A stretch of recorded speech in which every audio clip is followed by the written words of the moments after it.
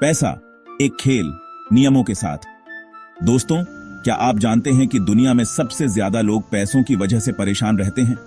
ये एक ऐसी समस्या है जो हर उम्र, हर वर्ग और हर देश में पाई जाती है।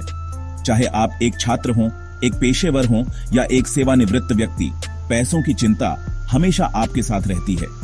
हैरानी की बात नहीं है, यह एक ऐसी सच्चाई है जिसे हम सभी जानते हैं, लेकिन शायद ही कभी इस पर खुलकर बात करते हैं। लेकिन क्या होगा अगर मैं कहूं कि पैसा एक खेल की तरह है जिसके अपने नियम हैं? जैसे किसी भी खेल में जीतने के लिए नियमों का पालन करना जरूरी होता है, वैसे ही पैसों के खेल में भी। मॉर्गन हाउसल की किताब द साइकोलॉजी ऑफ मनी हमें यही सिखाती है। यह किताब हमें बताती है कि पैसे के साथ हमारा रिश्ता कैसा होना चाहिए और कैसे हम इसे बेहतर बना सकते हैं। यह किताब सिर्फ पैसों के बारे में नहीं है, बल्कि यह हमारे सोचने, निर्णय लेने और जिंदगी जीने के तरीके के बारे में है। यह हमें सिखाती है कि कैसे हम अपने मानसिकता को बदलकर पैसों के प्रति अपने दृष्टिकोण को सुधार सकते हैं। क्या आपने कभी सोचा है कि कुछ लोग पैसे के मामले में इतने कामयाब क्यों होते हैं, जबकि दूसरे हमेशा संघर्ष करते रहते हैं? इसका कारण यह है कि वे लोग पैसों के खेल के नियमों को समझते हैं और उनका पालन करते हैं। इसका जवाब है सही नियमों का पालन करना। जब आप पैसों के खेल के नियमों को समझ जाते हैं और उनका पालन करते हैं, तो आप भी इस खेल में जीत सकते हैं।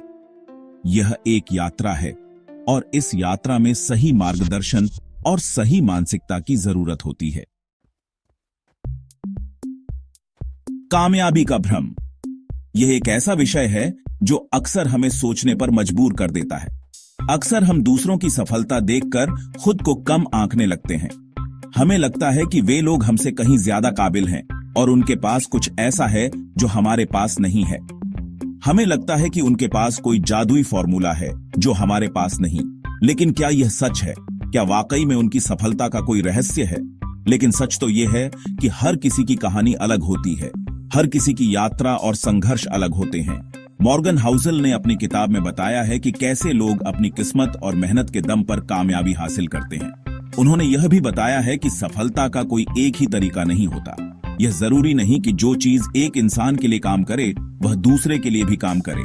हर किसी की अपनी ताकत और कमजोरियां होती हैं। हमें अपनी ताकत पहचाननी होगी और अपने हिसाब से रणनीति बनानी होगी। हमें यह समझना होगा कि सफलता का कोई एक ही मापदंड नहीं होता। हर किसी की सफलता की परिभाषा अलग होती है।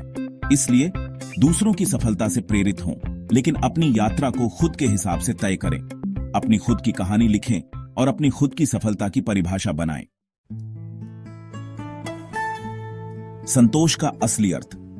संतोष का मतलब केवल यह नहीं है कि हम जो कुछ भी है उसी में खुश रहें। पैसा जरूर जिंदगी को आसान बनाता है, लेकिन यह हमें असली खुशी नहीं दे सकता। असली खुशी संतोष से मिलती है। संतोष का मतलब है कि हम अपने पास जो कुछ भी है उसकी कद्र करें और उसमें खुश रहें। क्या आपने कभी गौर किया है कि हमारे पास कितना भी हो, हमेशा कुछ न कुछ पाने की चाहत बनी रहती है। यह चाहत हमें कभी संतुष्ट नहीं होने देती।